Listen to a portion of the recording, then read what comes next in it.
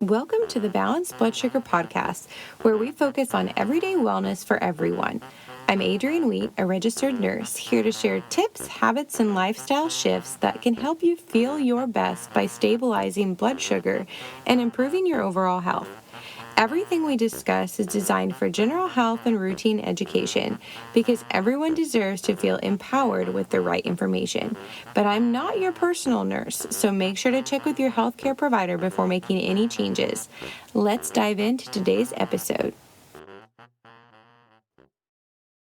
Hi, friends. Welcome back to the Balanced Blood Sugar Podcast. I'm your host, Adrienne, registered nurse and holistic health advocate. And today we're diving into a topic that is as frustrating as it is fascinating. Why don't doctors teach more about holistic health alternatives? The short answer, the system they work in tells them that they can't. I know that sounds crazy, right?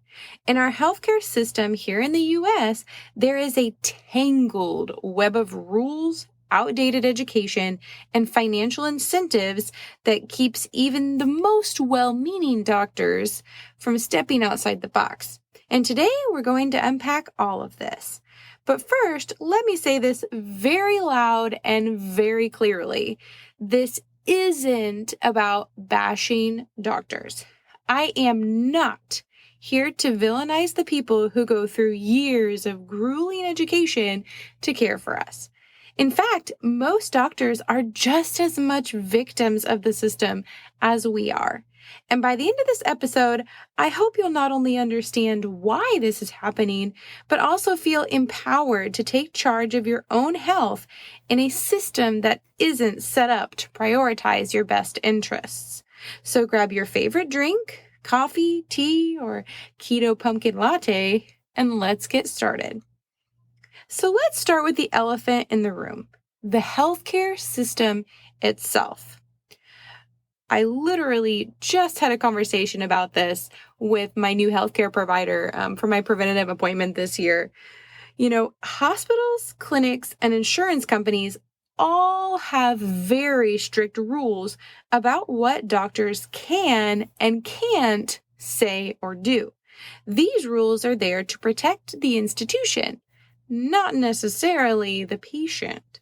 If a doctor wants to stay employed or keep their license, they have to follow these rules, even if it means recommending treatments or programs that they don't fully believe in. For example, doctors are often only allowed to refer you to programs that are officially certified by organizations like the American Diabetes Association or the Academy of Nutrition and Dietetics. This means that even if your doctor knows that a low-carb or whole food-based diet could help you manage your blood sugar better, they might hesitate to recommend it because it's not on the ADA's approved list. And then there's the issue of medications.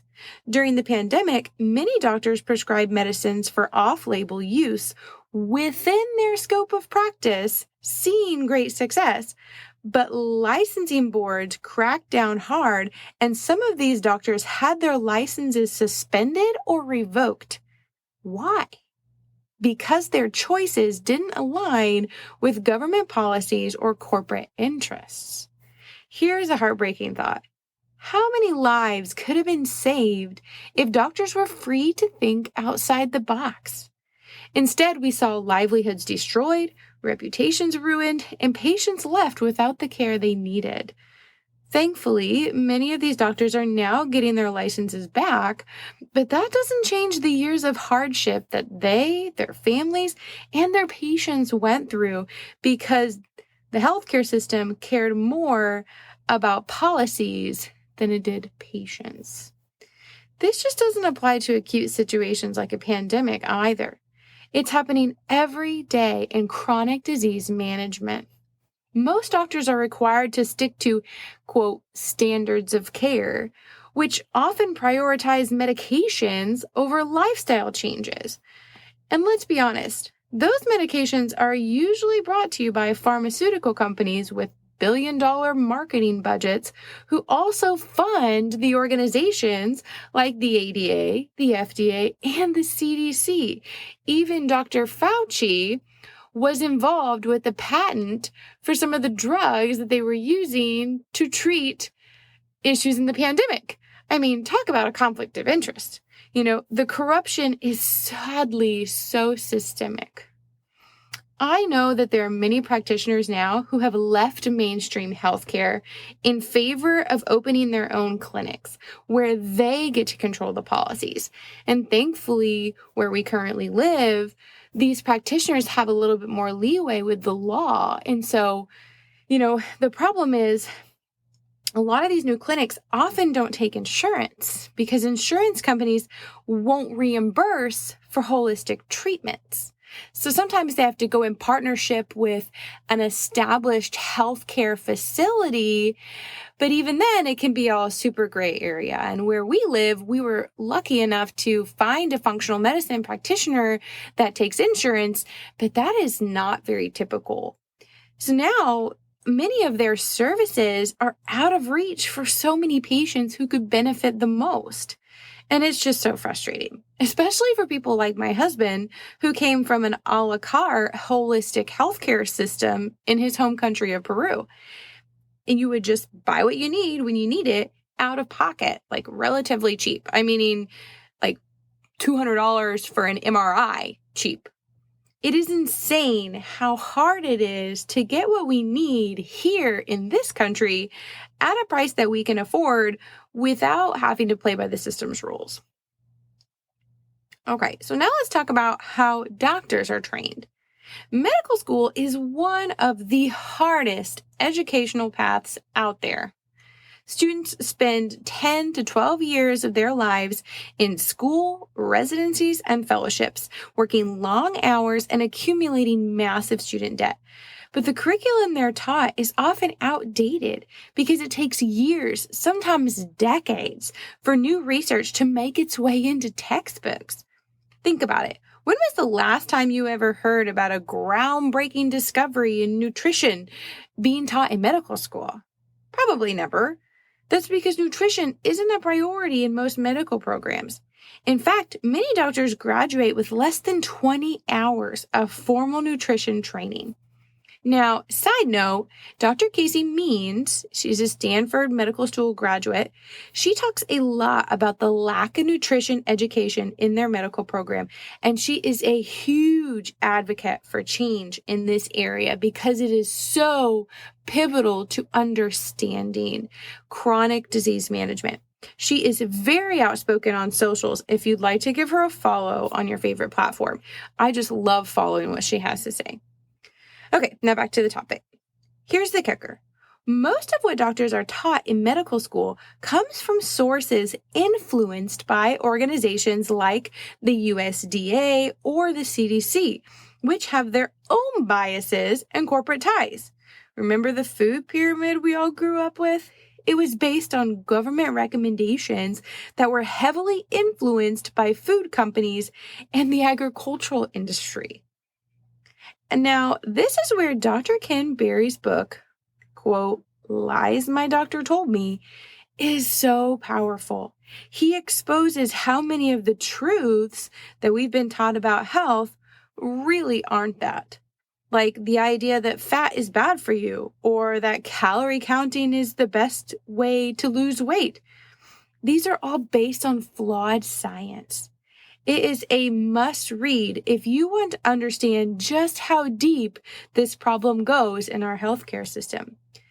When I was living in Peru, after working as a critical care nurse and moving to Peru to get married, I had a very similar wake-up call.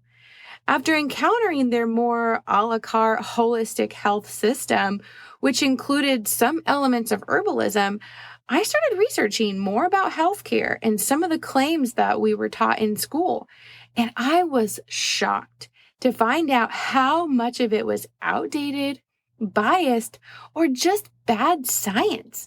Meaning like the quasi-scientific experiments that they were using to justify the safety of medications or vaccines, did not follow the correct scientific method that we were taught in school. Like they weren't even following the same scientific methods we're taught to be best practice. And these are, our regulating bodies that are not fulfilling correct science.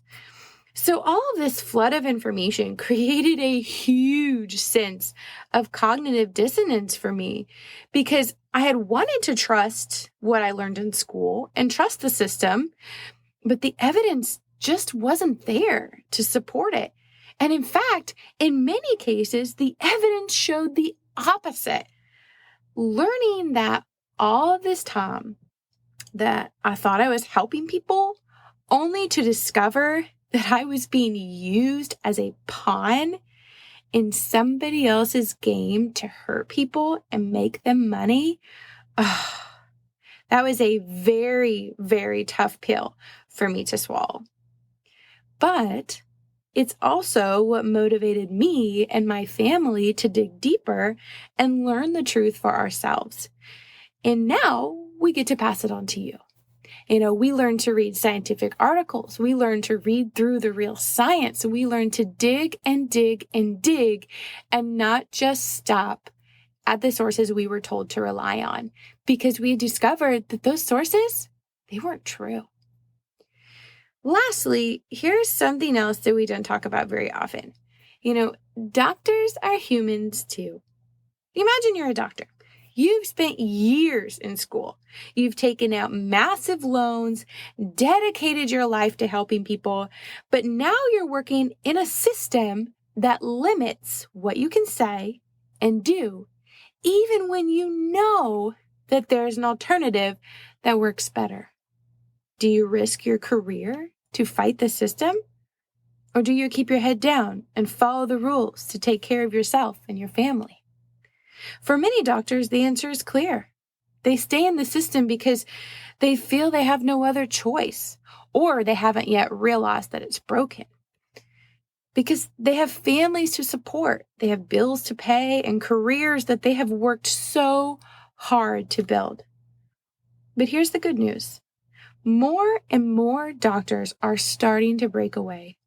They're opening functional medicine practices, joining direct primary care networks, or even going into telemedicine to reach more patients. But the downside? Many of these options don't accept insurance because they don't fit within the traditional healthcare model. And that is why it is so important for us as patients to take an active role in our own health. Doctors can't do it all. They can't research it all. They can't learn it all and continue their careers at the same time. And this system isn't set up to help us thrive. But that does not mean we're powerless. We always have a say in what the healthcare system can and can't do to us or put into us. Just because medicine is what is recommended doesn't mean that's the only option. Rather, that may be the only option they are allowed to tell you. So what can we do? First, have grace for your doctor. Most of them are doing the best they can with the tools and knowledge they have. They are not giving you the answers you're looking for, maybe.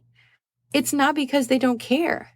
It's because the system has tied their hands, or maybe they don't know yet. Or they don't realize that they've been taught outdated information.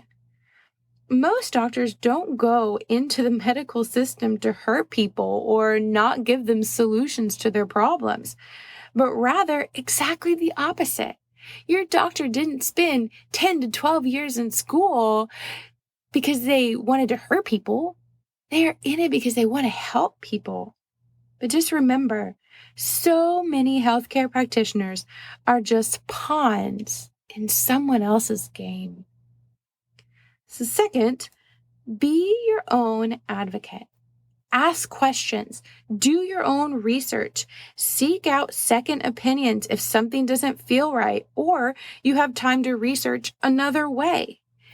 And finally, surround yourself with people who are committed to finding the truth. And that's what this podcast is all about. cutting through the noise and giving you the tools you need to take control of your health. I know this all seems so frustrating, but you're here. That means you're finally getting your hands on the truth. So thank you for joining me today on the Balanced Blood Sugar podcast. If you enjoyed this episode, please share it with someone who needs to hear it. And don't forget to check out the show notes for resources, including a link to my Get Started guide and to Dr. Ken Berry's book, and also a link to finding a functional medicine practitioner if you'd like to start moving in that direction. But until next time, take care of yourself, be kind to your body and your doctor, and remember, you are your own best health advocate. I'll see you next week.